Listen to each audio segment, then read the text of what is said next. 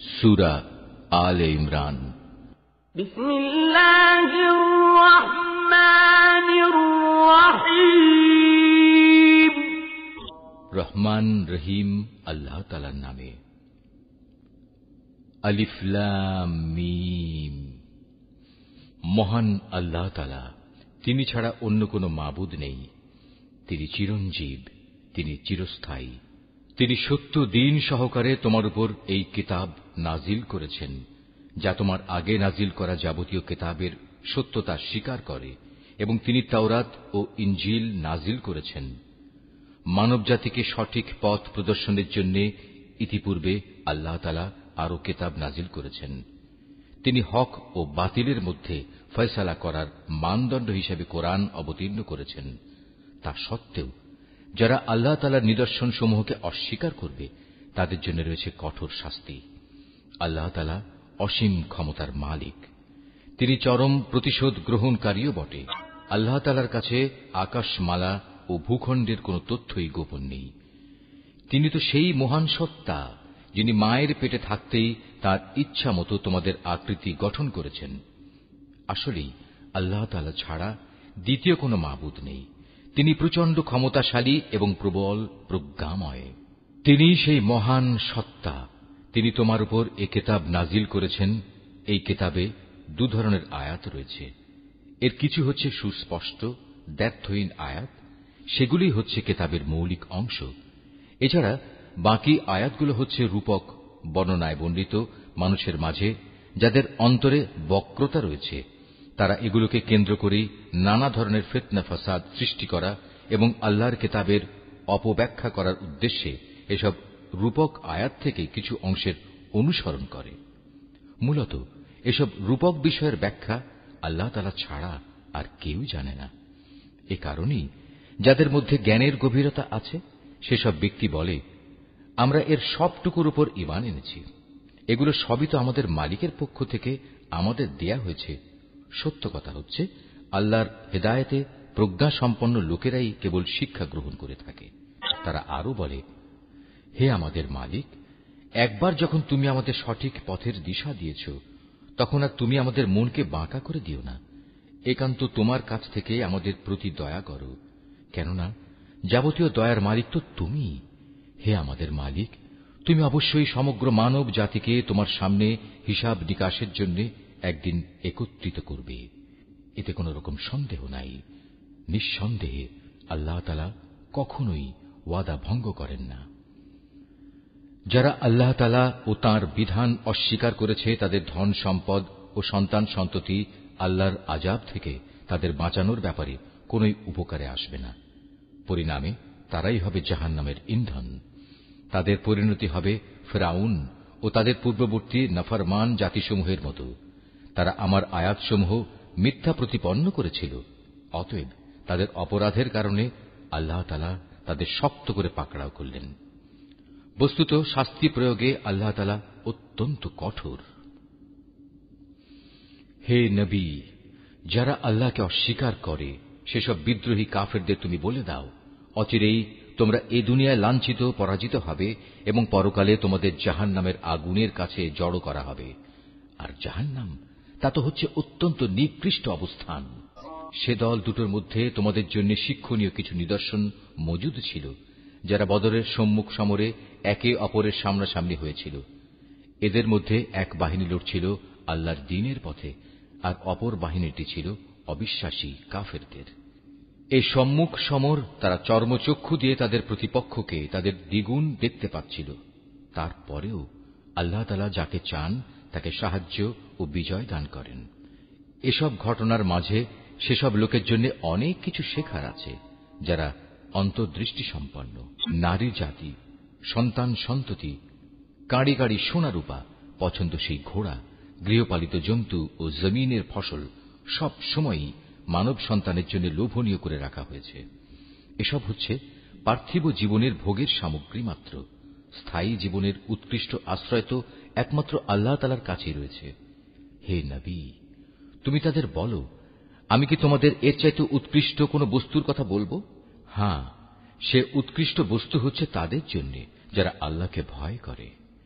এমন সব লোকদের জন্য তাদের মালিকের কাছে রয়েছে মনোরম জান্নাত, যার পাদদেশ দিয়ে প্রবাহমান থাকবে অগণিত ঝর্ণাধারা, এবং তারা সেখানে অনাদিকাল থাকবে। আরো থাকবে তাদের পূত পবিত্র সঙ্গী ও সঙ্গিনীরা। সর্বোপরি থাকবে আল্লাহ তাআলার অনাবিল সন্তুষ্টি। আল্লাহ তাআলা নিজ বান্দাদের কার্যকলাপের উপর সর্বদা সতর্ক দৃষ্টি রাখেন। যারা বলে, হে আমাদের মালিক, আমরা অবশ্যই তোমার উপর ঈমান এনেছি, অতঃপর আমাদের যা গুনাহখাতা হয়ে যায় তা তুমি মাফ করে দাও, এবং শেষ বিচারের দিন তুমি আমাদের জাহান্নামের আগুন থেকে বাঁচিয়ে দিও। এরা হচ্ছে ধৈর্যশীল এবং সত্যাশ্রয়ী। এরাই অনুগত এবং দানশীল। সর্বোপরি এরা হচ্ছে শেষ রাতে কিংবা উষা লগ্নে ক্ষমা প্রার্থনাকারী। আল্লাহ তাআলা স্বয়ং সাক্ষ্য দিচ্ছেন, তিনি ছাড়া অন্য কোনো মাবুদ নেই। ফেরেশতারা এবং জ্ঞানবান মানুষেরাও এই একই সাক্ষ্য দিচ্ছে। আল্লাহ তাআলাই একমাত্র ন্যায় ও ইনসাফ কার্যকর করেন। তিনি ছাড়া দ্বিতীয় কোনো মাবুদ নাই। তিনি পরাক্রমশালী, তিনি প্রজ্ঞাময়। নিঃসন্দেহে মানুষের জীবন বিধান হিসেবে আল্লাহ তাআলার কাছে ইসলামই একমাত্র গ্রহণযোগ্য ব্যবস্থা। যাদের আল্লাহর পক্ষ থেকে কিতাব দেওয়া হয়েছিল, তারা এই জীবন বিধান থেকে বিচ্যুত হয়ে নিজেরা একে অপরের প্রতি বিদ্বেষ ও হিংসার বশবর্তী হয়ে বিভিন্ন দলে উপদলে বিভক্ত হয়ে মতানৈক্যে লিপ্ত হয়ে পড়েছিল।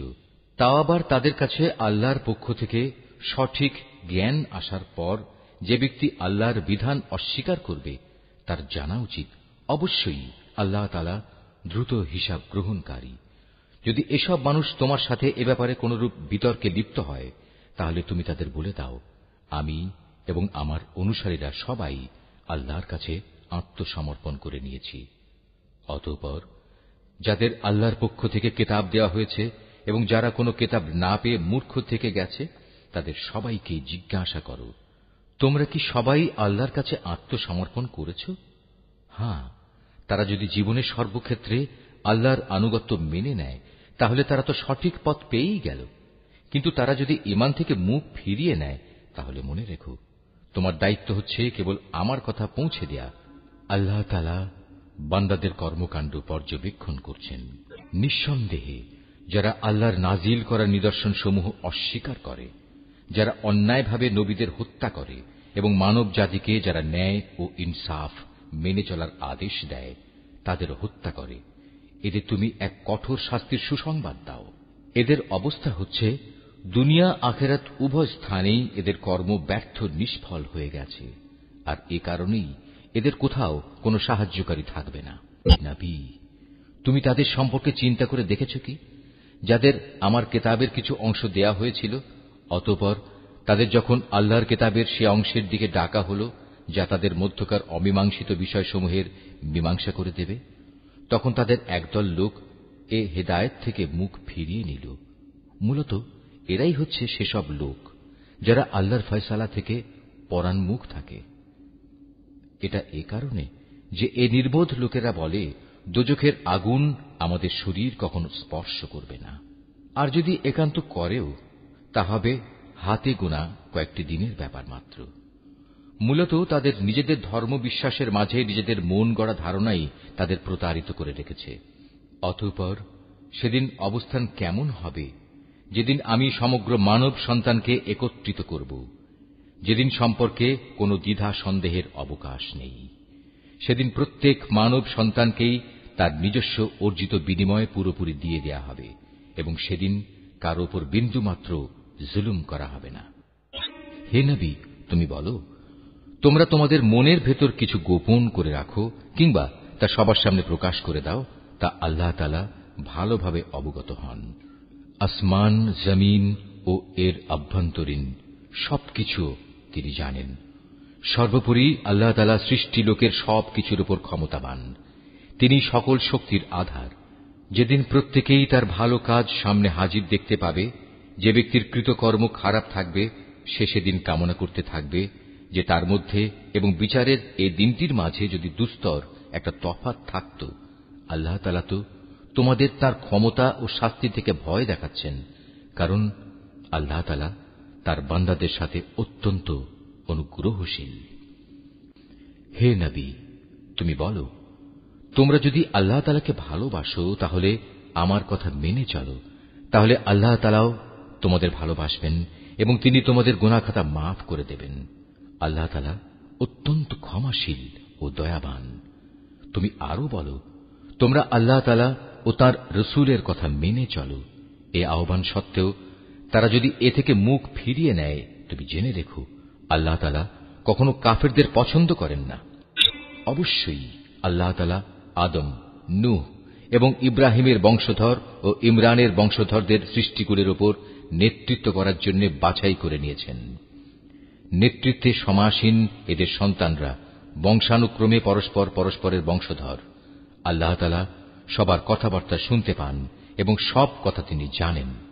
স্মরণ করো, যখন ইমরানের স্ত্রী বলল, হে আমার মালিক, আমার গর্ভে যে সন্তান আছে তাকে আমি স্বাধীনভাবে তোমার দ্বীনের কাজ করার জন্য উৎসর্গ করলাম। তুমি আমার পক্ষ থেকে এ সন্তানটিকে কবুল করে নাও। অবশ্যই তুমি সব কথা শোনো এবং সব বিষয়ে জানো।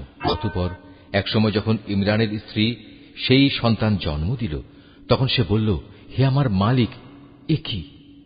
আমি তো দেখছি একটি মেয়ে সন্তান জন্ম দিয়েছি। একটা মেয়েকে কিভাবে আমি তোমার পথে উৎসর্গ করব? আল্লাহ তাআলা তো ভালোভাবেই জানতেন ইমরানের স্ত্রী কোন ধরনের শিশু জন্ম দিয়েছে। আসলে আল্লাহ তাআলার কোন কোন কাজের জন্য ছেলে কিন্তু কখনো মেয়ের মতো হবে না। ইমরানের স্ত্রী বলল, আমি এ শিশুর নাম রাখলাম মারিয়াম, এবং আমি এই শিশু ও তার অনাগত সন্তানকে অভিশপ্ত শয়তানের অনিষ্ট থেকে রক্ষার জন্য তোমার কাছে আশ্রয় চাই। আল্লাহ তাআলা ইমরানের স্ত্রীর দোয়া কবুল করলেন এবং এ মেয়েটিকে অত্যন্ত আগ্রহ ভরেই গ্রহণ করে নিলেন এবং ধীরে ধীরে এই মেয়েটিকে তিনি ভালোভাবে গড়ে তুললেন। আর সেজন্যই আল্লাহ তাআলা তাকে জাকারিয়ার তত্ত্বাবধানে রেখে দিলেন। বড় হবার পর যখনই জাকারিয়া তার কাছে তার নিজস্ব ইবাদতের কক্ষে যেত, তখনই দেখতে পেত সেখানে কিছু খাবার মজুদ রয়েছে। খাবার দেখে জাকারিয়া জিজ্ঞেস করত, হে মারিয়াম, এসব খাবার তোমার কাছে কোত্থেকে আসে? মারিয়াম জবাব দিত, এসব আসে আমার মালিক আল্লাহর কাছ থেকে। আর অবশ্যই আল্লাহ তাআলা যাকে চান তাকে বিনা হিসেবে রিজিক দান করেন। সেখানে দাঁড়িয়েই জাকারিয়া তার মালিকের কাছে দোয়া করল, হে আমার মালিক, তুমি তোমার কাছ থেকে আমাকে তোমার অনুগ্রহের প্রতীক হিসেবে একটি নেক সন্তান দান করো। নিশ্চয়ই তুমি মানুষের ডাক শোনো। ফেরেশতারা তাকে ডাক দিল এমন এক সময়ে যখন সে ইবাদতের কক্ষে নামাজ আদায় করছিল। ফেরেশতারা বলল, হে জাকারিয়া, আল্লাহ তাআলা তোমার ডাক শুনেছেন। অবশ্যই আল্লাহ তাআলা তোমাকে ইয়াহিয়ার জন্ম সম্পর্কে সুসংবাদ দিচ্ছেন। তোমার সে সন্তান আল্লাহর পক্ষ থেকে তার বাণীর সত্যায়ন করবে। সে হবে সমাজের নেতা, সে হবে সচ্চরিত্রবান, সে হবে নবী। এই কথা শুনে জাকারিয়া বলল, হে আমার মালিক, আমার ঘরে ছেলে হবে কিভাবে? একে তো আমি নিজে বার্ধক্যে উপনীত হয়ে গেছি, তদুপরি আমার স্ত্রীও বন্ধ্যা, সন্তান ধারণে সম্পূর্ণ অক্ষম। আল্লাহ তাআলা বললেন, হ্যাঁ, এভাবেই হয়। আল্লাহ তাআলা যা চান তাই তিনি করেন। জাকারিয়া নিবেদন করল, হে মালিক, তুমি আমার জন্য এর কিছু পূর্ব লক্ষণ ঠিক করে দাও। আল্লাহ তাআলা বললেন, হ্যাঁ, তোমার সে লক্ষণ হবে এই যে তুমি 3 দিন 3 রাত পর্যন্ত মানুষের সাথে ইশারা ইঙ্গিত ছাড়া কথাবার্তা বলবে না। এই অবস্থায় তুমি তোমার মালিককে বেশি বেশি স্মরণ করবে এবং সকাল সন্ধ্যায় তাঁর পবিত্র নামসমূহের তসবিহ পাঠ করতে থাকবে। রুকু 5। অতঃপর মারিয়াম বয়ঃপ্রাপ্ত হল। আল্লাহর ফেরেশতারা যখন বলল, হে মারিয়াম, আল্লাহ তাআলা নিঃসন্দেহে তোমাকে একটি বিশেষ কাজের জন্য বাছাই করেছেন এবং এজন্য তোমাকে তিনি পবিত্র করেছেন এবং বিশ্বের নারীকুলের উপর তিনি তোমাকে সম্মানিত করেছেন। হে মারিয়াম, এর যোগ্য হওয়ার জন্য তুমি সর্বদা তোমার মালিকের অনুগত হও। তাঁর কাছে আনুগত্যের মাথা নত করো। রুকুকারীদের সাথে তুমিও আল্লাহর সামনে রুকু করো। হে নবী, এ সবই ছিল তোমার জন্য অদৃশ্য লোকের সংবাদ। আমি এগুলো তোমাকে ওহীর মাধ্যমে জানিয়েছি, নতুবা তুমি তো সেখানে তাদের পাশে হাজির ছিলে না, বিশেষ করে যখন ইবাদতখানার পুরোহিতরা মরিয়মের পৃষ্ঠপোষক কে হবে এটা নির্বাচনের জন্য ভাগ্যরেখায় কলম নিক্ষেপ করেছিল, আর তুমি তাদের ওখানে উপস্থিত ছিলে না যখন তারা বিতর্ক করছিল। অতঃপর ফেরেশতারা বলল, হে মরিয়ম, অবশ্যই আল্লাহ তাআলা তোমাকে একটি পুত্র সন্তানের জন্ম সংক্রান্ত নিজস্ব এক বাণীর সুসংবাদ দিচ্ছেন। তার নাম হবে মসীহ। সে পরিচিত হবে মরিয়মের পুত্র ঈসা হিসাবে। দুনিয়া আখিরাতের উভয় স্থানেই সে সম্মানিত হবে। সে হবে আল্লাহর সান্নিধ্যপ্রাপ্ত ব্যক্তিদের অন্যতম। সে দোলনায় থাকা অবস্থায় যেমন মানুষের সাথে কথা বলতে পারবে, পরিণত বয়সেও তেমনি ভাবে তাদের সাথে কথা বলবে। বস্তুত সে হবে নেককার মানুষদের একজন। মরিয়ম বলল, হে আমার মালিক, আমার গর্ভে সন্তান আসবে কোত্থেকে? আমাকে তো কখনো কোনো মানব সন্তান স্পর্শ পর্যন্ত করেনি। আল্লাহ তাআলা বললেন, এভাবেই আল্লাহ তাআলা যাকে চান তাকে চিরাচরিত নিয়ম ছাড়াই পয়দা করেন। তিনি যখন কোনো কাজ করার সিদ্ধান্ত নেন তখন শুধু তাকে বলেন, হয়ে যাও। অতঃপর সাথে সাথে তা সংঘটিত হয়ে যায়। ফেরেশতারা মরিয়মকে বলল, তোমার সন্তানকে আল্লাহ তাআলা তাঁর কিতাব ও প্রজ্ঞার বিষয়গুলো শেখাবেন। সাথে সাথে তিনি তাকে তাওরাত এবং ইনজিলও শিক্ষা দেবেন। আল্লাহ তাআলা তাকে বনী ইসরাইলদের কাছে রসুল করে পাঠালেন। অতঃপর সে আল্লাহর রসুল হয়ে তাদের কাছে এসে বলল, আমি নিঃসন্দেহে তোমাদের মালিকের কাছ থেকে নবুয়তের কিছু নিদর্শন নিয়ে এসেছি। সেই নিদর্শনগুলো হচ্ছে, আমি তোমাদের জন্য মাটি দ্বারা পাখির মতো করে একটি আকৃতি গঠন করব এবং পরে তাতে ফুঁ দেব। অতঃপর তোমরা দেখবে এই আকৃতিটি আল্লাহর ইচ্ছায় জীবন্ত পাখি হয়ে যাবে। আর জন্মান্ধ এবং কুষ্ঠ রোগীকেও সুস্থ করে দেব। আল্লাহর ইচ্ছায় এভাবে আমি মৃতকেও জীবিত করে দেব। আমি তোমাদের আরো বলে দেব, তোমরা নিজের ঘরে কি কি জিনিস খাও, আবার কি জিনিস না খেয়ে জমা করে রাখো। মূলত তোমরা যদি আল্লাহর উপর ঈমান আনো তাহলে নিঃসন্দেহে এতে তোমাদের জন্য নিদর্শন রয়েছে। মসীহ ঈসা ইবনে মরিয়ম আরো বলবে, তাওরাতের যে বাণী আমার কাছে রয়েছে আমি তার সত্যায়নকারী। তাছাড়া তোমাদের উপর হারাম করে রাখা হয়েছে এমন কতিপয় জিনিসও আমি তোমাদের জন্য হালাল করে দেব, এবং আমি তোমাদের মালিকের পক্ষ থেকে এই নিদর্শন নিয়েই এসেছি। অতএব তোমরা আল্লাহকে ভয় করো এবং আমার আনুগত্য করো। নিশ্চয়ই আল্লাহ তাআলা আমার মালিক, তোমাদেরও মালিক। অতএব তোমরা তাঁরই ইবাদত করো, আর এটাই হচ্ছে একমাত্র সঠিক ও সোজা পথ। অতঃপর ঈসা যখন তাদের থেকে কুফরি আঁচ করতে পারল তখন সে সাথীদের ডেকে বলল, কে আছো তোমরা? আল্লাহ তাআলার পথের দিকে চলার সময় আমার সাহায্যকারী হবে? হাওয়ারীরা বলল, হ্যাঁ, আমরাই হব আল্লাহর সাহায্যকারী। আমরা আল্লাহর উপর ঈমান এনেছি। হে ঈসা, তুমি সাক্ষী থাকো। আমরা সবাই এক একজন অনুগত বান্দা। হাওয়ারীরা বলল, হে আল্লাহ, তুমি যা কিছু নাজিল করেছ আমরা তার উপর ঈমান এনেছি এবং আমরা রসুলের কথাও মেনে নিয়েছি। সুতরাং তুমি সত্যের পক্ষে সাক্ষ্যদাতাদের সাথে আমাদের নাম লিখে দাও। অতঃপর বনী ইসরায়েলের লোকেরা আল্লাহর নবীর বিরুদ্ধে দারুণ শঠতা করল। তাই আল্লাহ কৌশলের পন্থা গ্রহণ করলেন। বস্তুত আল্লাহ তাআলাই হচ্ছেন সর্বোত্তম কৌশলী। যখন আল্লাহ তাআলা বললেন, হে ঈসা, আমি তোমার এই দুনিয়ার জীবন কাটানোর কাল শেষ করতে যাচ্ছি এবং বর্তমান পরিস্থিতিতে আমি তোমাকে আমার কাছে তুলে আনব। যারা তোমাকে মেনে নিতে অস্বীকার করছে তাদের যাবতীয় পাপ থেকেও আমি তোমাকে পবিত্র করে নেব। আর যারা তোমাকে অনুসরণ করছে তাদের আমি কিয়ামত পর্যন্ত এই অস্বীকারীদের উপর বিজয়ী করে রাখব। অতঃপর তোমাদের সবাইকে আমার কাছেই ফিরে আসতে হবে। সেদিন ঈসা সম্পর্কিত যেসব বিষয়ে তোমরা মতবিরোধে লিপ্ত ছিলে তার সবকটি বিষয়ই আমি তোমাদের মাঝে মীমাংসা করে দেব। যারা আমার বিধান অস্বীকার করেছে আমি তাদের এই দুনিয়ায় অপমান ও আখিরাতে আগুনে দগ্ধ হওয়ার কঠোরতর শাস্তি দেব। এ থেকে বাঁচানোর মতো সেদিন তাদের কোনো সাহায্যকারী থাকবে না।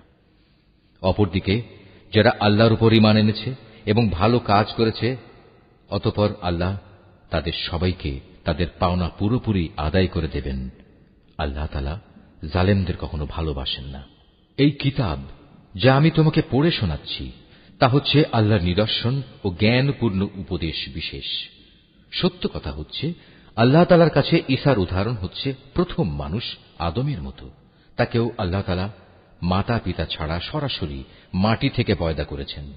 তারপর তাকে বললেন, এবার তুমি মানুষে পরিণত হয়ে যাও। সাথে সাথে তা মানুষ হয়ে গেল। এ হচ্ছে তোমার মালিক আল্লাহর পক্ষ থেকে আসা সত্য প্রতিবেদন। অতঃপর তোমরা কখনো সেসব দলে সামিল হও না যারা ঈসার ব্যাপারে নানা রকম সন্দেহ পোষণ করে। এ বিষয়ে আল্লাহর কাছ থেকে সঠিক জ্ঞান আসার পরেও যদি কেউ তোমার সাথে খামোখা ঝগড়া বিবাদ ও তর্ক করতে চায়, তাহলে তুমি তাদের বলে দাও, এসো আমরা সবাই এ ব্যাপারে একমত হই। আমরা আমাদের ছেলেদের ডাকব এবং তোমাদের ছেলেদেরও ডাকব। একইভাবে আমরা ডাকব আমাদের নারীদের এবং তোমাদের নারীদেরও। সাথে সাথে আমরা আমাদের নিজেদের এবং তোমাদেরও একসাথে জড়ো হওয়ার জন্য ডাক দেব। অতঃপর সবাই এক জায়গায় জড়ো হলে আমরা বিনীতভাবে আবেদন করব, আমাদের মধ্যে যে মিথ্যাবাদী তার উপর আল্লাহর অভিশাপ বর্ষিত হোক। এ হচ্ছে সঠিক ও নির্ভুল ঘটনা।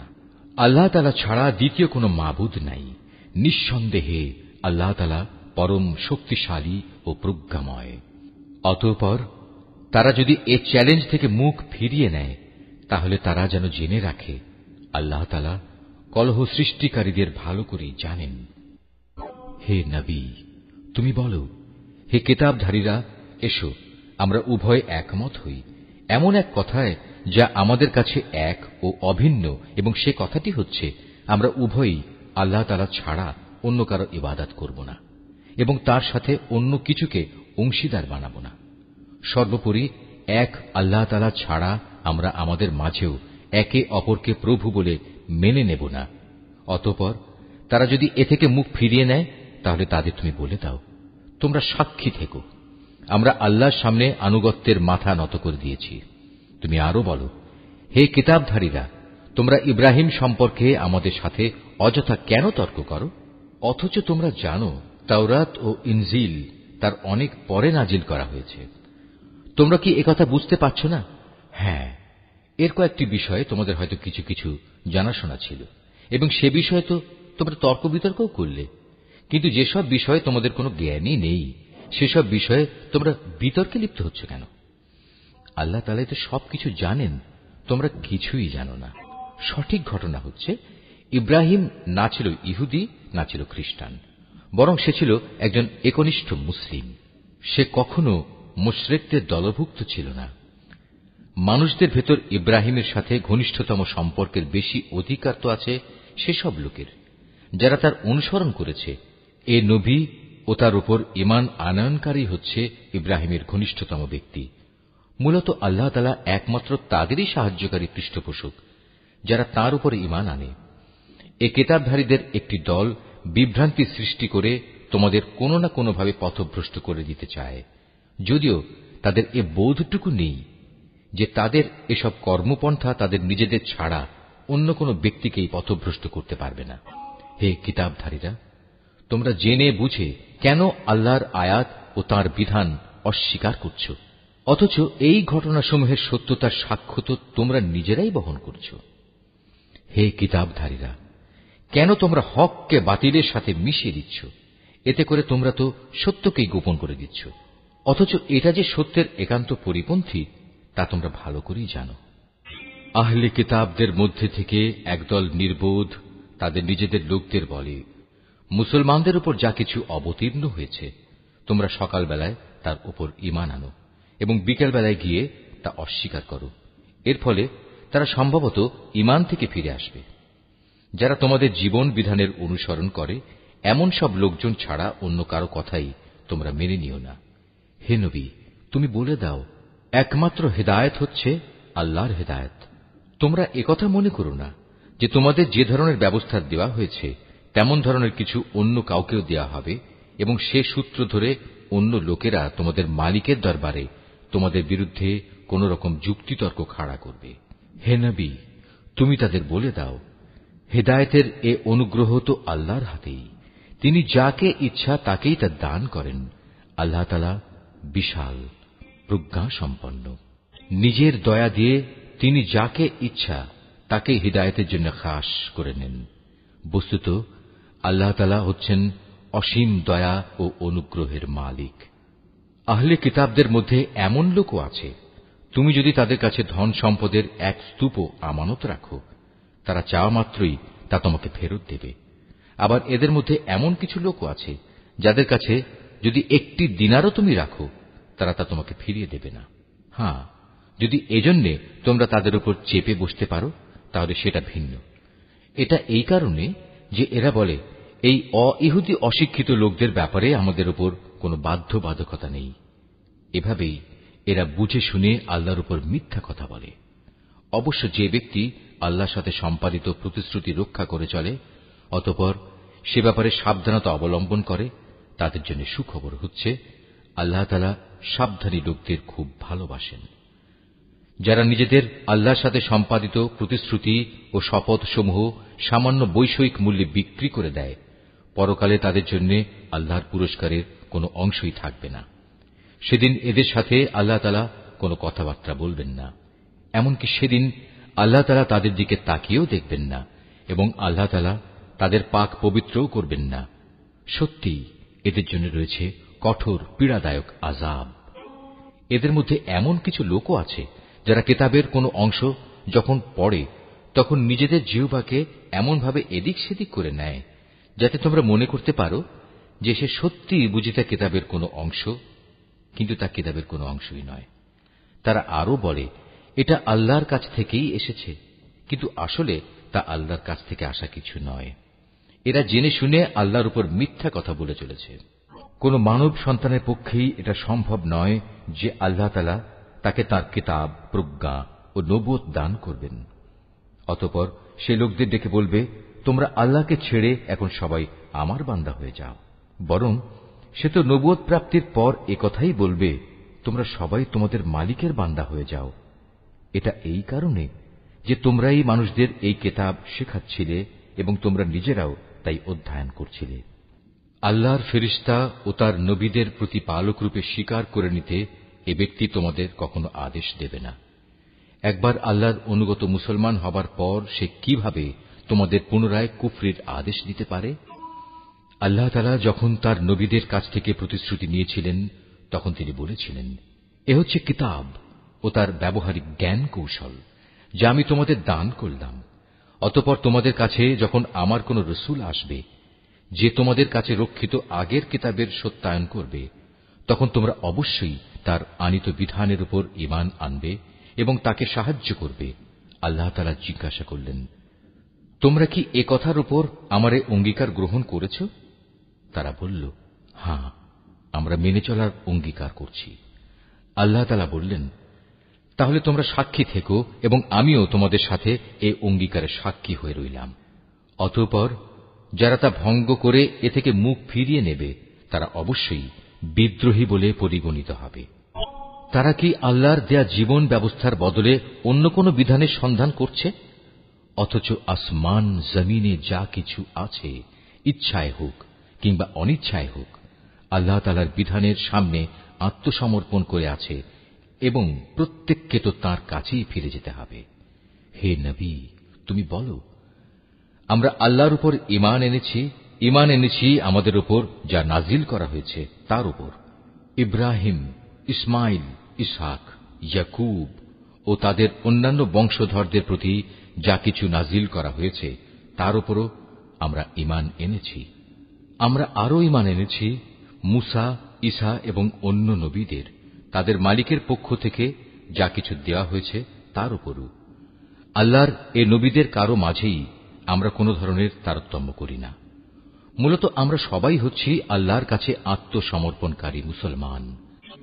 যদি কেউ ইসলাম ছাড়া নিজের জন্য অন্য কোন জীবন বিধান অনুসন্ধান করে, তবে তার কাছ থেকে সে উদ্ভাবিত ব্যবস্থা কখনো গ্রহণ করা হবে না। পরকালে সে চরম ব্যর্থ হবে। বলো, যারা ঈমানের আলো পাওয়ার পর কুফরি করেছে, আল্লাহ তাআলা তাদের কিভাবে আবার আলোর পথ প্রদর্শন করবেন? অথচ এর আগে এরাই সাক্ষ্য দিয়েছিল যে আল্লাহর রসূল সত্য এবং এ রসূলের মাধ্যমেই এদের কাছে উজ্জ্বল নিদর্শন সমূহ এসেছিল। আসলে আল্লাহ তাআলা কখনো সীমা লঙ্ঘনকারী ব্যক্তিদের সঠিক পথ প্রদর্শন করেন না। এসব সীমা লঙ্ঘনজনিত কার্যকলাপের একমাত্র প্রতিদান হিসেবে তাদের উপর আল্লাহ তাআলা তাঁর ফেরেশতা ও অন্য সব মানুষের অভিশাপ বর্ষিত হবে। সে অভিশপ্ত স্থান হচ্ছে জাহান্নাম। সেখানে তারা অনাদিকাল ধরে পড়ে থাকবে। এক মুহূর্তের জন্যও তাদের উপর শাস্তির মাত্রা কমানো হবে না, না আযাব থেকে তাদের একটুখানি বিরাম দেওয়া হবে। তবে তাদের কথা আলাদা, যারা এসব কিছুর পর তওবা করেছে এবং তারপর নিজেদের সংশোধন করে নিয়েছে। আল্লাহ তাআলা অবশ্যই ক্ষমাশীল ও পরম দয়ালু। কিন্তু যারা একবার ঈমান আনার পর কুফরির পথ অবলম্বন করেছে, অতঃপর তারা এই বেঈমানি কার্যকলাপ দিন দিন বাড়াতেই থেকেছে, আল্লাহর দরবারে তাদের তওবা কখনো কবুল হবে না, কারণ এ ধরনের লোকেরাই হচ্ছে পথভ্রষ্ট। এটা সুনিশ্চিত, যারা আল্লাহ তাআলাকে অস্বীকার করেছে এবং কুফরি অবস্থায় তাদের মৃত্যু হয়েছে, তারা যদি নিজেদের আল্লাহর আযাব থেকে বাঁচানোর জন্য এক পৃথিবী পূর্ণ স্বর্ণ মুক্তিপণ হিসেবে খরচ করে, তবু তাদের কারো কাছ থেকে তা গ্রহণ করা হবে না। বস্তুত এরাই হচ্ছে সেসব হতভাগ্য ব্যক্তি যাদের জন্য রয়েছে মর্মন্তুদ আযাব, আর সেদিন তাদের কোনো সাহায্যকারীও থাকবে না। তোমরা কখনো যথার্থ নেকি অর্জন করতে পারবে না যতক্ষণ না তোমরা তোমাদের ভালোবাসার জিনিস আল্লাহর পথে ব্যয় করবে। মূলত তোমরা যা কিছুই ব্যয় করো, আল্লাহ তাআলা তা জানেন। আজ তোমাদের জন্য যেসব খাবার হালাল করা হয়েছে তা একসময় বনী ইসরায়েলদের জন্য হালাল ছিল, অবশ্য এমন দু একটা জিনিস বাদে যা তাওরাত নাজিল হওয়ার আগেই ইসরায়েল তার নিজের উপর হারাম করে রেখেছিল। তুমি বলো, সন্দেহ থাকলে যাও, তোমরা গিয়ে তাওরাত নিয়ে এসো এবং তা পড়ে শোনাও, যদি তোমরা তোমাদের দাবির ব্যাপারে সত্যবাদী হও। যারা এর পরেও আল্লাহর উপর মিথ্যা আরোপ করে, নিঃসন্দেহে তারা বড় জালেম। তুমি বলো, আল্লাহ তাআলা সত্য কথা বলেছেন, অতএব তোমরা সবাই নিষ্ঠার সাথে ইব্রাহিমের মতাদর্শ অনুসরণ করো। আর ইব্রাহিম কখনো আল্লাহর সাথে অংশীবাদীদের দলে শামিল ছিল না। নিশ্চয়ই গোটা মানব জাতির জন্য সর্বপ্রথম যে ঘরটি বানিয়ে রাখা হয়েছিল তা ছিল বাক্কায় তথা মক্কা নগরীতে। এ ঘরকে কল্যাণ, মঙ্গলময় এবং মানবকুলের দিশারি হিসেবেই বানানো হয়েছিল। এখানে রয়েছে আল্লাহ তাআলার সুস্পষ্ট নিদর্শনসমূহ। আরও রয়েছে সেই স্থান যেখানে ইব্রাহিম দাঁড়িয়েছিল। এই ঘরের বিশেষ মর্যাদা হচ্ছে, যে এখানে প্রবেশ করবে সে দুনিয়া আখিরাত উভয় স্থানেই নিরাপদ হয়ে যাবে। দ্বিতীয় মর্যাদা হচ্ছে, মানব জাতির উপর আল্লাহর জন্য এই দায়িত্ব দেয়া হয়েছে যে যে ব্যক্তিরই এ ঘর পর্যন্ত পৌঁছার সামর্থ্য থাকবে সে যেন এই ঘরের হজ আদায় করে। আর যদি কেউ এ বিধান অস্বীকার করে, তার জেনে রাখা উচিত আল্লাহ তাআলা সৃষ্টিকুলের মোটেই মুখাপেক্ষী নন। হে নবী, তুমি বলো, হে আহলে কিতাবরা, তোমরা কেন জেনে বুঝে আল্লাহর আয়াত অস্বীকার করো, অথচ আল্লাহ তাআলাই তোমাদের যাবতীয় কাজের সাক্ষী। তুমি আরো বলো, হে আহলে কিতাবরা, তোমরা কেন তাদের আল্লাহর পথ থেকে ফেরাতে চেষ্টা করছো যারা ঈমান এনেছে, এবং এভাবেই তোমরা আল্লাহর পথকে বাঁকা করতে চাও, অথচ এই লোকদের সত্যপন্থী হবার ব্যাপারে তোমরাই তো সাক্ষী। আল্লাহ তাআলা তোমাদের এই সব বিদ্রোহমূলক আচরণ সম্পর্কে মোটেই উদাসীন নন। হে মানুষ, তোমরা যারা ঈমান এনেছ, যাদের কিতাব দেয়া হয়েছে, তোমরা যদি তাদের কোনো একটি দলের কথা মেনে চলো, তাহলে মনে রেখো এরা ঈমান আনার পরেও ধীরে ধীরে তোমাদের কাফের বানিয়ে দেবে।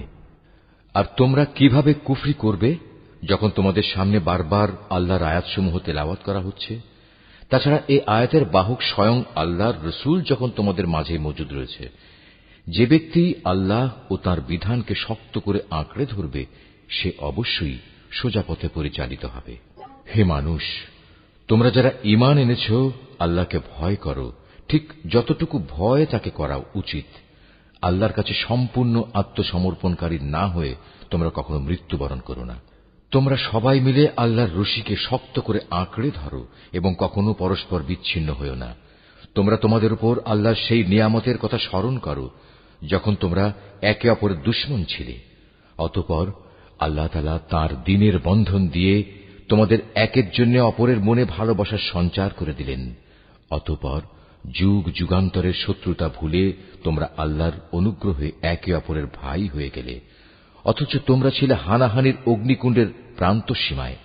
অতঃপর সেখান থেকে আল্লাহ তাআলা তার রহমত দিয়ে তোমাদের উদ্ধার করলেন। আল্লাহ তাআলা এভাবেই তার নিদর্শনসমূহ তোমাদের কাছে স্পষ্ট করে বর্ণনা করেন, যাতে করে তোমরা সঠিক পথের সন্ধান পেতে পারো। তোমাদের মধ্য থেকে এমন একটি দল থাকা উচিত যারা মানুষকে কল্যাণের দিকে ডাকবে, সত্য ও ন্যায়ের আদেশ দেবে, আর অসত্য ও অন্যায় কাজ থেকে তাদের বিরত রাখবে। অতঃপর যারা এই দলে শামিল হবে, সত্যিকার অর্থে তারাই সাফল্যমণ্ডিত। তোমরা কখনো তাদের মতো হয়ো না, যাদের কাছে আল্লাহর পক্ষ থেকে সুস্পষ্ট নিদর্শন আসার পরেও তারা বিভিন্ন দলে উপদলে বিভক্ত হয়ে পড়েছে এবং নিজেদের মধ্যে নানা ধরনের মতানৈক্য সৃষ্টি করেছে। তাদের জন্য কঠোর শাস্তি রয়েছে। সে কিয়ামতের দিন নিজেদের নেক আমল দেখে কিছু সংখ্যক চেহারা শুভ্র সমুজ্জ্বল হয়ে যাবে, আবার কিছু সংখ্যক মানুষের চেহারা ব্যর্থতার নথিপত্র দেখার পর কালো ও বিশ্রী হয়ে পড়বে। সুতরাং যাদের মুখ সেদিন কালো হয়ে যাবে, জাহান্নামের প্রহরীরা তাদের জিজ্ঞেস করবে, ঈমানের নিয়ামত পাওয়ার পরও কি তোমরা কুফরির পথ অবলম্বন করেছিলে? অতঃপর তোমরা নিজেদের কুফরির প্রতিফল হিসেবে এ আযাব উপভোগ করতে থাকো। আর যাদের চেহারা আলোকোজ্জ্বল হবে, তারা সেদিন আল্লাহ তাআলার অফুরন্ত দয়ার আশ্রয়ে থাকবে, তারা সেখানে থাকবে চিরদিন। এর সবকিছুই হচ্ছে আল্লাহর নিদর্শন। যথাযথভাবে আমি সেগুলো তোমাকে পড়ে শোনাচ্ছি, কেননা আল্লাহ তাআলা তার আয়াতসমূহ গোপন রেখে এবং পরে সেজন্য শাস্তির বিধান করে সৃষ্টিকুলের উপর কোনো জুলুম করতে চান না। মূলত আসমানসমূহ ও জমিনে যা কিছু আছে সবই আল্লাহর জন্য। সবকিছুকে একদিন আল্লাহর দিকে ফিরিয়ে দেয়া হবে। তোমরাই হচ্ছে দুনিয়ার সর্বোত্তম জাতি। সমগ্র মানব জাতির কল্যাণের জন্যই তোমাদের উত্থান। তোমাদের দায়িত্ব হচ্ছে তোমরা দুনিয়ার মানুষদের সৎ কাজের আদেশ দেবে এবং অসৎ কাজ থেকে বিরত রাখবে। আর তোমরা নিজেরাও আল্লাহর উপর পুরোপুরি ঈমান আনবে। আহলে কিতাবরা যদি সত্যি সত্যি ঈমান আনত, তাহলে এটা তাদের জন্য কতই না ভালো হতো। তাদের মধ্যে কিছু কিছু ঈমানদার ব্যক্তিও রয়েছে, তবে তাদের অধিকাংশই হচ্ছে সত্যত্যাগী লোক। সামান্য কিছু দুঃখ কষ্ট দেয়া ছাড়া তারা তোমাদের কখনো কোনো ক্ষতি করতে পারবে না। তারা যদি কোনো সময় তোমাদের সাথে সম্মুখ সমরে লিপ্ত হয়, তাহলে তারা পৃষ্ঠ প্রদর্শন করবে। অতঃপর তাদের কোন রকম সাহায্য করা হবে না। যেখানেই এদের পাওয়া যাবে সেখানেই এদের অপমানিত ও লাঞ্ছিত করে রাখা হবে। তবে আল্লাহ তাআলার নিজের প্রতিশ্রুতি ও মানুষের প্রতিশ্রুতির মাধ্যমে কিছুটা নিরাপত্তা পাওয়া গেলে সেটা ভিন্ন। এরা আল্লাহর ক্রোধ ও গজবের পাত্র হয়েছে।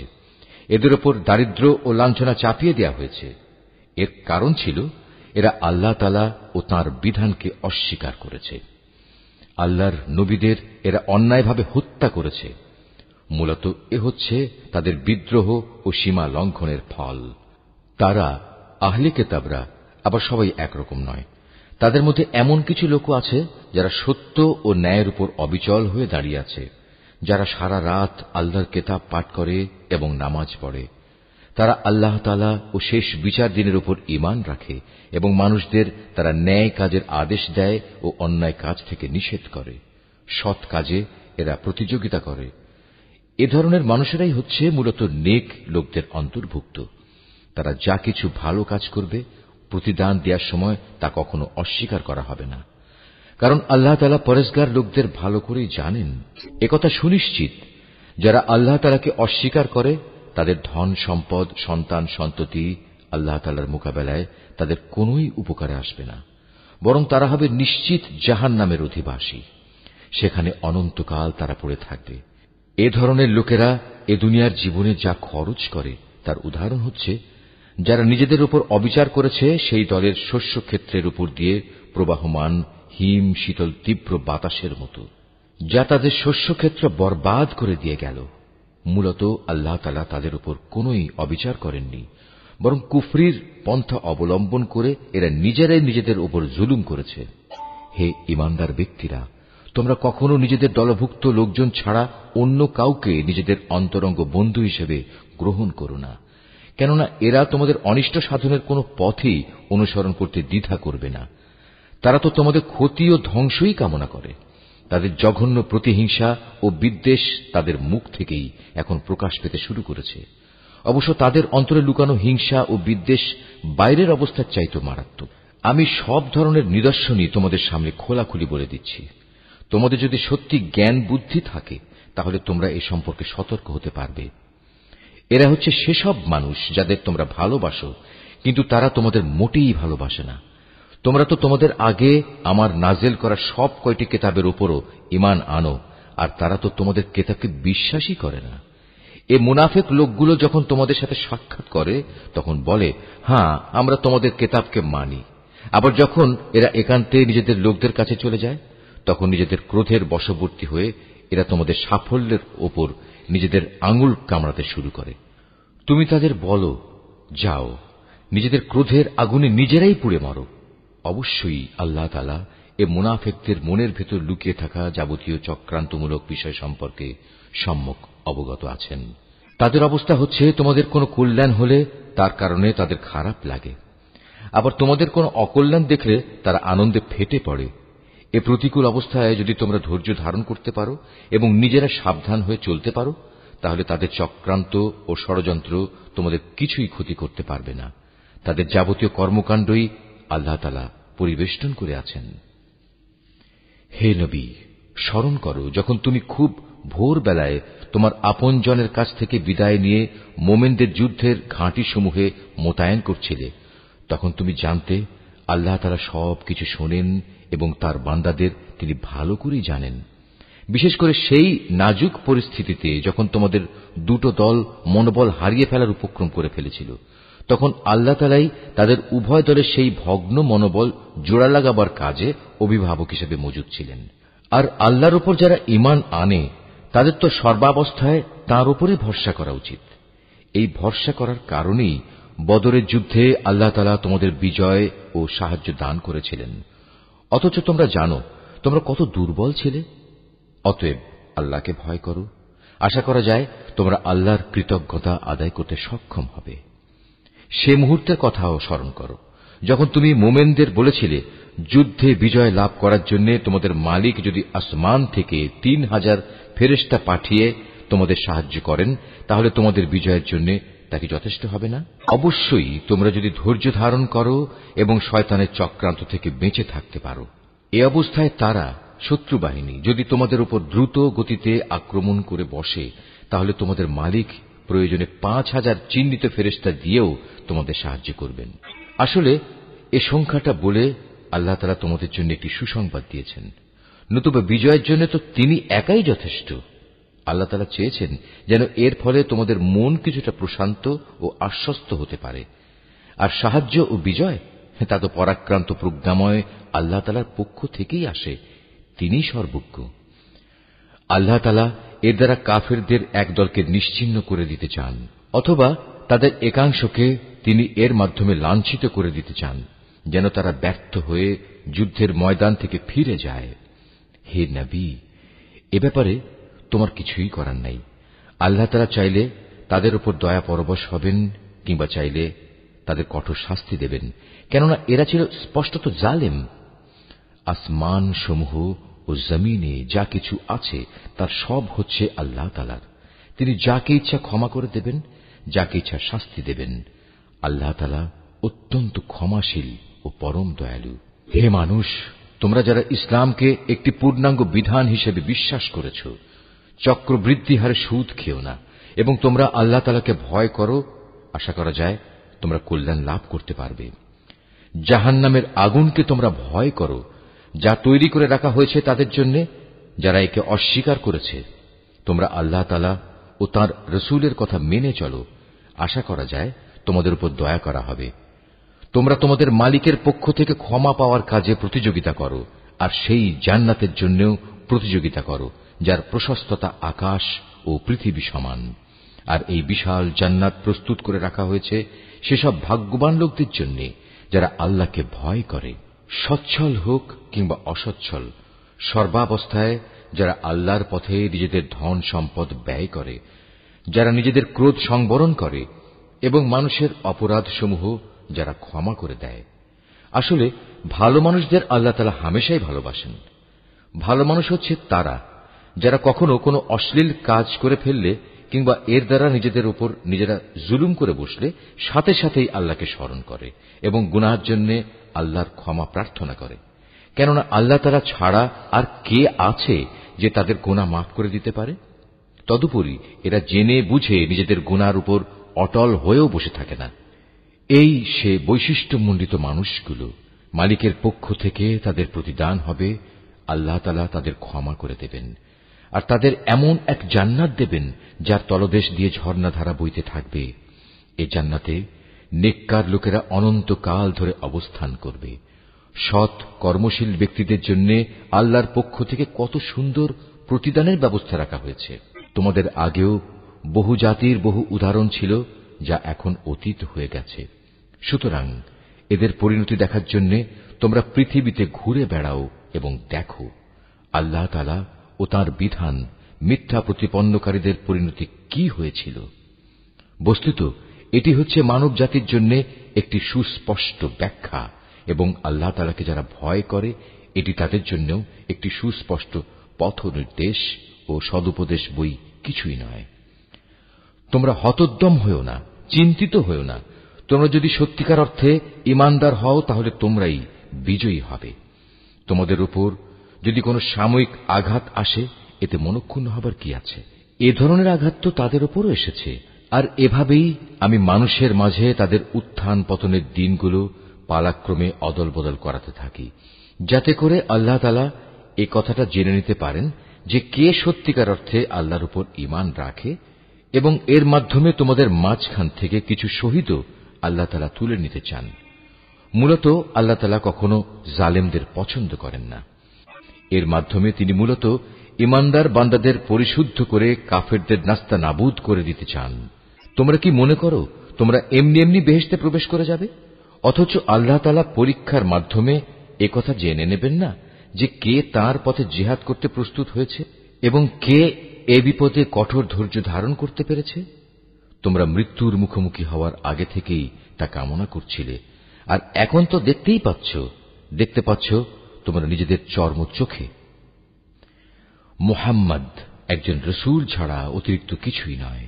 তার আগেও বহু রসূল গত হয়ে গেছে, তারা সবাই মৃত্যু মুখে পতিত হয়েছে। তাই সে যদি আজ মরে যায় অথবা তাকে যদি কেউ মেরে ফেলে, তাহলে তোমরা কি তার আনিত হেদায়েত থেকে মুখ ফিরিয়ে নেবে? আর যে ব্যক্তি এ থেকে মুখ ফিরিয়ে নেয় সে কখনো আল্লাহর দ্বীনের কোন রকম ক্ষতি সাধন করতে পারবে না। আল্লাহ তাআলা অচিরেই কৃতজ্ঞ বান্দাদের প্রতিফল দান করবেন। কোন প্রাণী আল্লাহর সিদ্ধান্ত ও অনুমতি ছাড়া মরবে না। আল্লাহ তাআলার কাছে প্রত্যেকটি প্রাণীরই মৃত্যুর দিনক্ষণ সুনির্দিষ্ট হয়ে আছে। এর পরেও যে ব্যক্তি পার্থিব পুরস্কারের প্রত্যাশা করে, আমি তাকে এ দুনিয়াতেই তার কিছু অংশ দান করব। আর যে ব্যক্তি আখিরাতের পুরস্কারের ইচ্ছা পোষণ করবে, আমি তাকে সে চিরন্তন পাওনা থেকেই এর প্রতিফলন দান করব, এবং অচিরেই আমি আমার প্রতি কৃতজ্ঞদের যথার্থ প্রতিফল দান করব। আল্লাহর আরো অনেক নবী এখানে এসেছিল, যুদ্ধ করেছে আল্লাহর পথে, তার সাথে আরো যুদ্ধ করেছে অনেক সাধক ও জ্ঞানবান ব্যক্তি। আল্লাহর পথে তাদের উপর যত বিপদ মুসিবতি এসেছে তাতে কোনোদিনই তারা হতাশ হয়ে পড়েনি, তারা দুর্বলও হয়নি, বাতিলের সামনে তারা মাথাও নত করেনি। এ ধরনের ধৈর্যশীল ব্যক্তিদেরই আল্লাহ তাআলা ভালোবাসেন। তাদের মুখে এছাড়া অন্য কথা ছিল না যে তারা বলেছিল, হে আমাদের মালিক, তুমি আমাদের যাবতীয় গুনাহখাতা মাফ করে দাও, আমাদের কাজকর্মের সব বাড়াবাড়ি তুমি ক্ষমা করে দাও, এবং বাতিলের মোকাবেলায় তুমি আমাদের কদম মজবুত রাখো, হক ও বাতিলের সম্মুখ সমরে কাফেরদের উপর তুমি আমাদের বিজয় দাও। অতঃপর আল্লাহ তাআলা এই নেক বান্দাদের দুনিয়ার জীবনেই ভালো প্রতিফল দিয়েছেন এবং পরকালীন জীবনেও তিনি তাদের জন্য উত্তম পুরস্কার দিয়েছেন। আল্লাহ তাআলা নেককার বান্দাদের ভালোবাসেন। হে মানুষ, তোমরা যারা আল্লাহর উপর ঈমান এনেছো, তোমরা যদি কথায় কথায় এ কাফেরদের অনুসরণ করতে শুরু করো, তাহলে এরা তোমাদের ঈমান পূর্ববর্তী জাহেলিয়াতের অবস্থায় ফিরিয়ে নিয়ে যাবে। ফলে তোমরা নিদারুণভাবে ক্ষতিগ্রস্ত হয়ে পড়বে। আল্লাহ তাআলাই হচ্ছেন তোমাদের একমাত্র রক্ষক ও অভিভাবক, এবং তিনিই হচ্ছেন তোমাদের উত্তম সাহায্যকারী। অচিরেই আমি এ কাফেরদের অন্তরে ভীতি সঞ্চার করে দেব, কারণ তারা আল্লাহর সাথে অন্যদের শরীক বানিয়ে তাদের অনুসরণ করেছে, অথচ তাদের এ কাজের সপক্ষে আল্লাহ তাআলা কোন দলিল প্রমাণ তাদের কাছে পাঠাননি। এদের শেষ গন্তব্যস্থল হচ্ছে জাহান্নামের আগুন। জালেমদের বাসস্থান এই জাহান্নাম কত নিকৃষ্ট। ওহদের ময়দানে আল্লাহ তাআলা তোমাদের যে সাহায্য দেওয়ার প্রতিশ্রুতি দিয়েছিলেন তা তিনি পালন করেছেন। যুদ্ধের প্রথম দিকে তোমরা আল্লাহর অনুমতি ও সাহায্য নিয়ে তাদের নির্মূল করে যাচ্ছিলে। পরে যখন তোমরা সাহস ও মনোবল হারিয়ে ফেললে এবং আল্লাহর রসুলের বিশেষ একটি আদেশ পালনের ব্যাপারে মতপার্থক্য শুরু করে দিলে, এমনকি আল্লাহর রসুল যখন তোমাদের ভালোবাসার সেই জিনিস তথা আসন্ন বিজয় দেখিয়ে দিলেন, তারপরেও তোমরা তার কথা অমান্য করে তার বলে দেয়া স্থান ছেড়ে চলে গেলে। তোমাদের কিছু লোক ঠিক তখন বৈষয়িক ফায়দা হাসিলে ব্যস্ত হয়ে পড়ল। তখনও তোমাদের কিছু লোক পরকালের কল্যাণী চাইতে থাকল। অতঃপর আল্লাহ তাআলা এর দ্বারা তোমাদের ঈমানের পরীক্ষা নিতে চাইলেন এবং তা থেকে তোমাদের অন্যদিকে ফিরিয়ে দিলেন। অতঃপর আল্লাহ তাআলা তোমাদের মাফ করে দিলেন। আল্লাহ তাআলা হামেশাই ঈমানদারদের উপর দয়াবান। ওহুদের সম্মুখ সমরে বিপর্যয় দেখে তোমরা যখন ময়দান ছেড়ে পাহাড়ের উপরের দিকে উঠে যাচ্ছিলে এবং তোমরা তোমাদের কোন লোকের প্রতি লক্ষ্য রাখছিলে না, অথচ আল্লাহর রসুল তোমাদের তখনও পেছন থেকে ডাকছিল, কিন্তু তোমরা শুনলে না। তাই আল্লাহ তাআলা তোমাদের দুঃখের পর দুঃখ দিলেন, যেন তোমাদের কাছ থেকে যা হারিয়ে গেছে এবং যা কিছু বিপদ তোমাদের উপর পতিত হয়েছে এর কোনোটার ব্যাপারে তোমরা উদ্বিগ্ন ও মর্মাহত না হও। আল্লাহ তাআলা তোমাদের সব ধরনের কর্মকাণ্ড সম্পর্কেই ওয়াকিবহাল রয়েছেন। এরপর আল্লাহ তাআলা তোমাদের উপর এমন সন্তোষজনক পরিস্থিতি নাজেল করে দিলেন, এর ফলে তোমাদের একদল লোক তন্দ্রাচ্ছন্ন হয়ে পড়ে, আর একদল লোক যাদের নিজেরাই নিজেদের উদ্বিগ্ন করে রেখেছিল, তারা তাদের জাহেলি যুগের ধারণা অনুযায়ী আল্লাহ তাআলা সম্পর্কে অন্যায় ধারণা করতে থাকে। এক পর্যায়ে তারা এও বলতে শুরু করে, যুদ্ধ পরিচালনার কাজে কি আমাদের কোনো ভূমিকা আছে? হে নবী, তুমি তাদের বলো, এ ব্যাপারে আমারও কোনো ভূমিকা নেই। ক্ষমতা ও কর্তৃত্বের সবটুকু আল্লাহর হাতে। এই দলের লোকেরা তাদের মনের ভেতর সেসব কথাবার্তা গোপন করে রেখেছে, তা তোমার সামনে খোলাখুলি প্রকাশ করে না। তারা বলে, এ কাজে যদি আমাদের কোনো ভূমিকা থাকত তাহলে আজ আমরা এখানে নিহত হতাম না।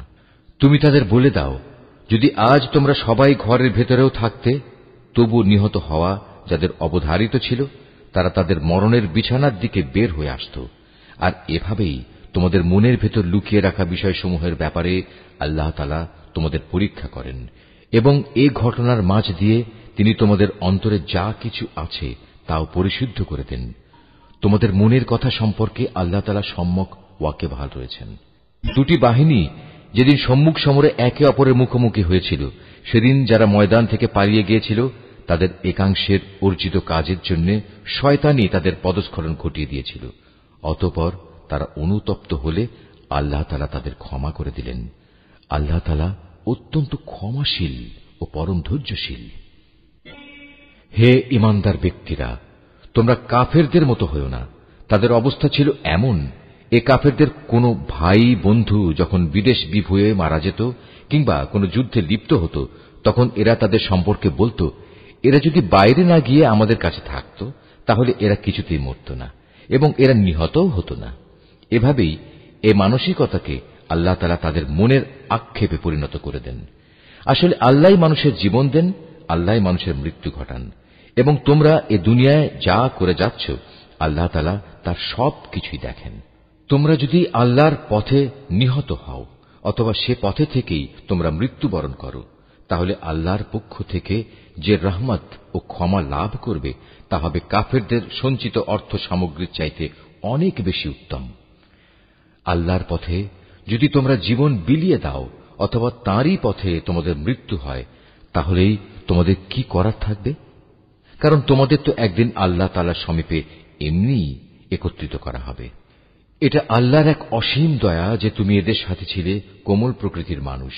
এর বিপরীত যদি তুমি নিষ্ঠুর ও পাষাণ হৃদয়ের মানুষ হতে, তাহলে এসব লোক তোমার আশপাশ থেকে সরে যেত। অতএব তুমি এদের অপরাধসমূহ মাফ করে দাও। এদের জন্য আল্লাহর কাছে ক্ষমা প্রার্থনা করো এবং কাজ কর্মের ব্যাপারে এদের সাথে পরামর্শ করো। অতঃপর সে পরামর্শের ভিত্তিতে সংকল্প একবার যখন নিয়ে নেবে, তখন তার সফলতার জন্য আল্লাহর উপর ভরসা করো। আল্লাহ তাআলা তার উপর নির্ভরশীল মানুষদের ভালোবাসেন। যদি আল্লাহ তাআলা তোমাদের সাহায্য করেন তাহলে কোন শক্তি তোমাদের পরাজিত করতে পারবে না, আর তিনি যদি তোমাদের পরিত্যাগ করেন তাহলে এখানে এমন কোন শক্তি আছে যে অতঃপর তোমাদের কোন রকম সাহায্য করতে পারে? কাজেই আল্লাহর উপর যারা ঈমান আনে তাদের আল্লাহর উপরই ভরসা করা উচিত। কোন নবীর পক্ষে কোন বস্তুর খেয়ানত করা সম্ভবই নয়। হ্যাঁ, মানুষের মধ্যে কেউ যদি কিছু খেয়ানত করে তাহলে কিয়ামতের দিন সে ব্যক্তিকে তার খেয়ানতের সে বস্তু সহ আল্লাহর দরবারে হাজির হতে হবে। অতঃপর প্রত্যেককেই তার অর্জিত ভালো মন্দের পাওনা সঠিকভাবে আদায় করে দেয়া হবে। সেদিন তাদের কারো ওপর অবিচার করা হবে না। যে ব্যক্তি আল্লাহর সন্তুষ্টির পথ অনুসরণ করে তার সাথে কিভাবে সে ব্যক্তি তুলনা করা যায়? যে আল্লাহর বিরোধী পথে চলে শুধু তার ক্রোধই অর্জন করেছে, তার এমন ব্যক্তির জন্য জাহান্নামের আগুন হবে একমাত্র বাসস্থান, আর তা হবে সত্যি একটি নিকৃষ্ট আশ্রয়স্থল। নিজ নিজ আমল অনুযায়ী আল্লাহর কাছে বিভিন্ন স্তরে বিভক্ত হবে। আল্লাহ তাআলা এদের সব ধরনের কার্যকলাপের উপর সজাগ দৃষ্টি রাখেন। আল্লাহ তাআলা অবশ্যই তাঁর ঈমানদার বান্দাদের উপর এই অনুগ্রহ করেছেন যে তিনি তাদের মাঝ থেকে একজন ব্যক্তিকে রসুল করে পাঠিয়েছেন, যে তাদের কাছে আল্লাহর কিতাবের আয়াতসমূহ পড়ে শোনায় এবং সে অনুযায়ী সে তাদের জীবনকে পরিশুদ্ধ করে। সর্বোপরি সে নবী তাদের আল্লাহর কিতাব ও তাঁর গ্রন্থলব্ধ জ্ঞান বিজ্ঞান শিক্ষা দেয়। অথচ এরা সবাই ইতিপূর্বে স্পষ্ট ভ্রান্তিতে নিমজ্জিত ছিল। যখনই তোমাদের উপর ওহদ যুদ্ধের বিপদ নেমে এলো, তখনই তোমরা বলতে শুরু করলে, পরাজয়ের এ বিপদ কিভাবে এলো, কার দোষে এলো? অথচ বদরের যুদ্ধে এর চাইতে দ্বিগুণ পরাজয়ের বিপদ তো তোমরাই তাদের ঘটিয়েছিলে। হে নবী, তুমি বলো, এটা এসেছে তোমাদের নিজেদের কারণেই। আল্লাহ তাআলা সর্ববিষয়ের উপর অসীম ক্ষমতায় ক্ষমতাবান। উহুদের ময়দানে দুদলের সম্মুখ লড়াইয়ের দিনে যে সাময়িক বিপর্যয় তোমাদের উপর এসেছিল তা এসেছে আল্লাহর ইচ্ছায়। এই বিপর্যয় দিয়ে আল্লাহ তাআলা এ কথাটা জেনে নিতে চান কারা তাঁর উপর সঠিক অর্থে ঈমান এনেছে। এর মাধ্যমে তাদের পরিচয়ও তিনি জেনে নেবেন। যারা এই চরম মুহূর্তে মুনাফিকি করেছে, এ মুনাফিকদের যখন বলা হয়েছিল যে সবাই একসাথে আল্লাহর পথে লড়াই করো, অথবা কমপক্ষে নিজেদের শহরের প্রতিরক্ষাটুকু তোমরা করো, তখনও তারা বলল, যদি আমরা জানতাম আজ সত্যি সত্যি যুদ্ধ হবে তাহলে অবশ্যই আমরা তোমাদের অনুসরণ করতাম। এ সময় তারা ঈমানের চাইতে কুফরিরই বেশি কাছাকাছি অবস্থান করছিল। এরা মুখে এমন সব কথা বলে যা তাদের অন্তরে নেই, আর এরা যা কিছু গোপন করে আল্লাহ তাআলা তা সম্যক অবগত আছেন। এরা হচ্ছে সেসব মুনাফিক যারা যুদ্ধে শরিক না হয়ে ঘরে বসে থাকল এবং ভাইদের সম্পর্কে বলল, তারা যদি তাদের মতো ঘরে বসে থাকত এবং তাদের কথা শুনত তাহলে তারা আজ এভাবে মারা পড়ত না। হে নবী, তুমি এ মুনাফিকদের বলো, যদি তোমরা সত্যবাদী হও তাহলে তোমাদের থেকে মৃত্যু সরিয়ে দাও। যারা আল্লাহর পথে নিহত হয়েছে তাদের তোমরা কোনো অবস্থাতেই মৃত বলো না, তারা তো জীবিত। তাদের মালিকের পক্ষ থেকে জীবিত লোকদের মতোই তাদের রিজিক দেয়া হচ্ছে। আল্লাহ তাআলা নিজ অনুগ্রহ দিয়ে তাদের যা কিছু দান করেছেন তাতেই তারা পরিতৃপ্ত। এবং যারা এখনো তাদের পেছনে রয়ে গেছে, যারা এখনো তাদের সাথে মিলিত হতে পারেনি, তাদের ব্যাপারেও এরা খুশি, কেননা এমন ধরনের লোকদের জন্য এখানে কোনো ভয় নেই এবং তারা সেদিন উৎকণ্ঠিতও হবে না। এ ভাগ্যবান মানুষরা আল্লাহর পক্ষ থেকে অফুরন্ত নিয়ামত ও অনুগ্রহে উৎফুল্ল আনন্দিত হয়, কারণ আল্লাহ তাআলা ঈমানদার বান্দাদের পাওনা কখনো বিনষ্ট করেন না। উহুদের এত বড় আঘাত আসার পরেও যারা আবার আল্লাহ তাআলা ও তার রসুলের ডাকে সাড়া দিয়েছে এবং তাদের মধ্যে আরো যারা নেক কাজ করেছে, সর্বোপরি সর্বদা যারা আল্লাহকে ভয় করে চলেছে, এদের সবার জন্য রয়েছে মহাপুরস্কার। যাদের মানুষেরা যখন বলল, তোমাদের বিরুদ্ধে কাফেরদের এক বিশাল বাহিনী জামায়াত হয়েছে, অতএব তোমরা তাদের ভয় করো, এ বিষয়টাই যারা যথার্থ ঈমানদার তাদের ঈমান আরো বাড়িয়ে দিল। তারা বলল, আল্লাহ তাআলাই আমাদের জন্য যথেষ্ট এবং তিনিই হলেন উত্তম কর্মবিধায়ক। এই হচ্ছে তোমাদের প্ররোচনা দানকারী শয়তান। তারা শত্রুপক্ষের অতিরঞ্জিত শক্তির কথা বলে তাদের আপনজনদের ভয় দেখাচ্ছিল। তোমরা কোনো অবস্থায় তাদের এ হুমকিকে ভয় করবে না, বরং আমাকেই ভয় করো যদি তোমরা সত্যিকার অর্থে ঈমানদার হও। হে নবী, যারা দ্রুত গতিতে কুফরির পথে এগিয়ে যাচ্ছে তাদের কর্মকাণ্ড যেন তোমাকে চিন্তান্বিত না করে। তারা কখনো আল্লাহর বিন্দুমাত্র কোনো ক্ষতি সাধন করতে পারবে না। মূলত আল্লাহ তাআলা এদের জন্য পরকালে পুরস্কারের কোনো অংশই রাখতে চান না। তাদের জন্য অবশ্যই কঠিন আযাব রয়েছে। যারা ঈমানের বদলে কুফরি খরিদ করে নিয়েছে তারা আল্লাহর কোনই ক্ষতি করতে পারবে না। এদের জন্য মর্মান্তিক শাস্তির বিধান রয়েছে। কাফেররা যেন এটা কখনো মনে করে না যে আমি যে তাদের ঢিল দিয়ে রেখেছি এটা তাদের জন্য কল্যাণকর হবে। আসলে আমি তো তাদের অবকাশ দিচ্ছি যেন তারা তাদের গুনাহের বোঝা আরো বাড়িয়ে নিতে পারে। আর তোমাদের মধ্যে তাদের জন্য প্রস্তুত রয়েছে লাঞ্ছনাদায়ক আযাব। আল্লাহ তাআলা কখনো তার ঈমানদার বান্দাদের তোমরা বর্তমানে যে ভালো মন্দে মিশানো অবস্থার উপর আছো এর উপর ছেড়ে দিতে চান না, যতক্ষণ না তিনি সৎ লোকদের অসৎ লোকদের থেকে আলাদা করে দেবেন। একইভাবে এটা আল্লাহ তাআলার কাজ নয় যে তিনি তোমাদের অদৃশ্য জগতের খোঁজ খবরের উপর কিছু অবহিত করবেন। তবে আল্লাহ তাআলা তার রসুলদের মাঝ থেকে যাকে চান তাকে বিশেষ কোনো কাজের জন্য বাছাই করে নেন। অতঃপর তোমরা আল্লাহ তাআলা ও তার রসুলদের উপর বিশ্বাস স্থাপন করো। তোমরা যদি আল্লাহর উপর যথাযথভাবে ঈমান আনো এবং নিজেরা সাবধান হয়ে চলতে পারো তাহলে তোমাদের জন্য মহা পুরস্কার রয়েছে। আল্লাহ তাআলা নিজের অনুগ্রহ দিয়ে তাদের যে প্রাচুর্য দিয়েছেন, যারা তা আল্লাহর পথে ব্যয় করতে কার্পণ্য করে তারা যেন কখনো এটা মনে না করে এটা তাদের জন্য কোনো কল্যাণকর কিছু হবে না। আসলে এই কৃপণতা তাদের জন্য খুবই অকল্যাণকর। কার্পণ্য করে তারা যা জমা করেছে অচিরেই কিয়ামতের দিন তা দিয়ে তাদের গলায় বেড়ি পরিয়ে দেয়া হবে।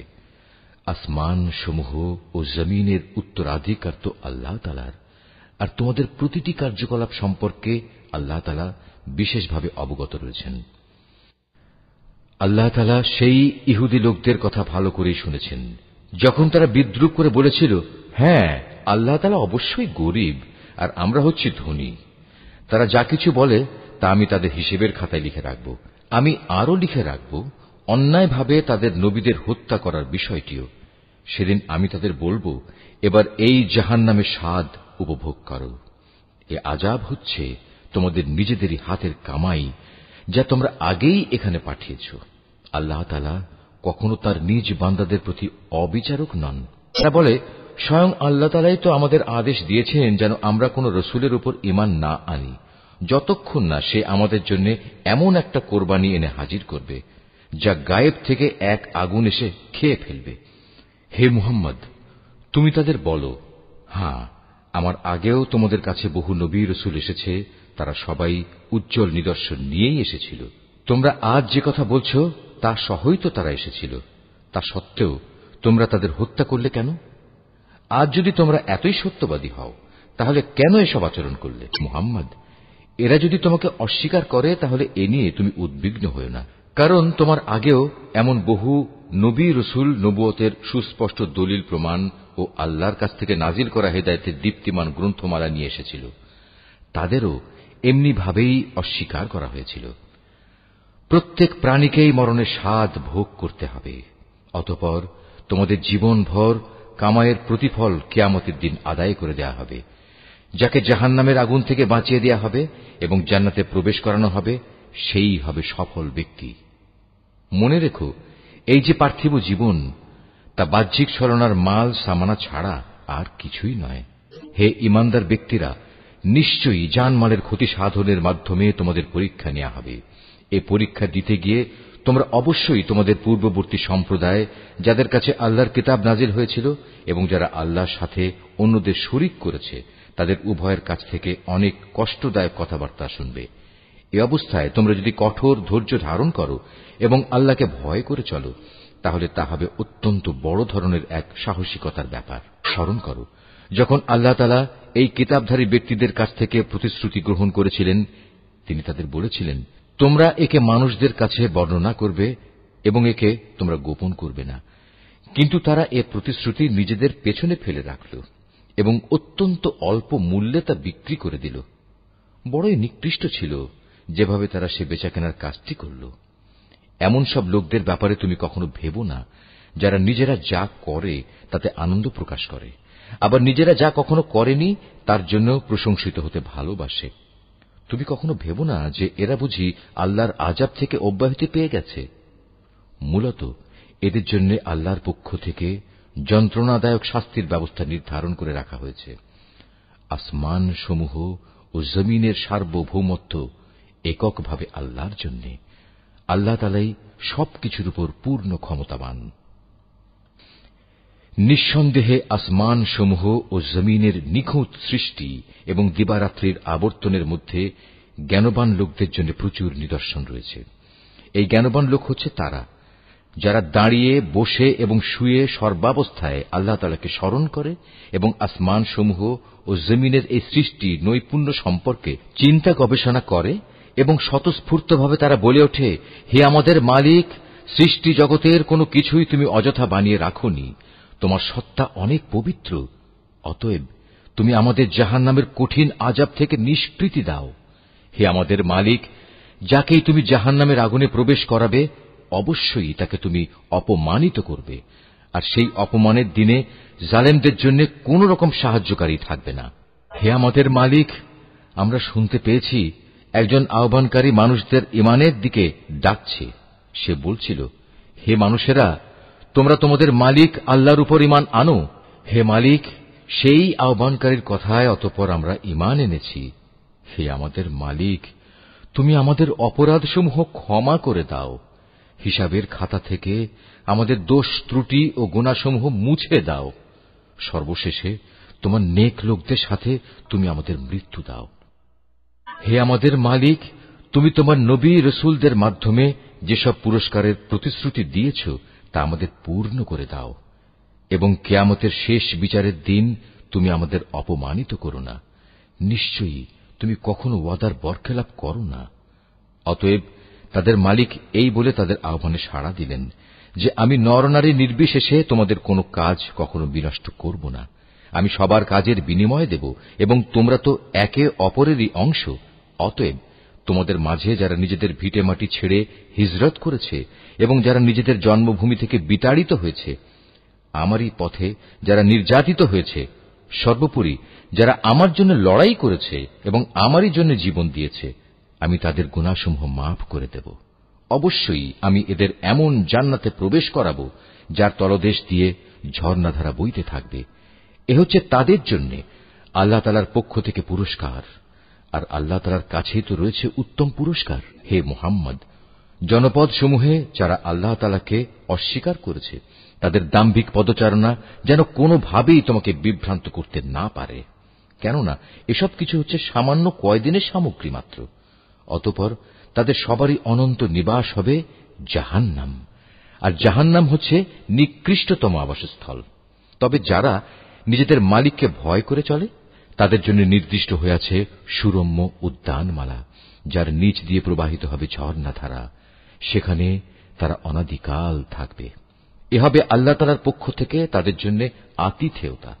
আর আল্লাহ তাআলার কাছে যা পুরস্কার সংরক্ষিত আছে তা অবশ্যই নেককার লোকদের জন্য অতি উত্তম জিনিস। ইতিপূর্বে আমি যাদের কাছে কিতাব পাঠিয়েছি সেসব কিতাবধারী লোকদের মাঝে এমন লোক অবশ্যই আছে যারা আল্লাহকে বিশ্বাস করে। তোমাদের এই কিতাবের উপর তারা যেমনি বিশ্বাস করে তেমনি তারা বিশ্বাস করে তাদের উপর প্রেরিত কিতাবের উপরও। এরা আল্লাহর জন্য ভীত সন্ত্রস্ত ও বিনয়ী বান্দা। এরা আল্লাহর আয়াতকে স্বার্থের বিনিময়ে সামান্য মূল্যে বিক্রি করে না। এরাই হচ্ছে সেসব ব্যক্তি যাদের জন্য তাদের মালিকের কাছ থেকে অগাধ পুরস্কার রয়েছে। নিঃসন্দেহে আল্লাহ তাআলা হচ্ছেন দ্রুত হিসাব সম্পন্নকারী। হে মোমেনরা, তোমরা ধৈর্য ধারণ করো, এ কাজে একে অপরের সাথে প্রতিযোগিতা করো, শত্রুর মোকাবেলায় সদা সুদৃঢ় থেকো, একমাত্র আল্লাহকেই ভয় করো। এভাবেই আশা করা যায় তোমরা সফল কাম হতে পারবে।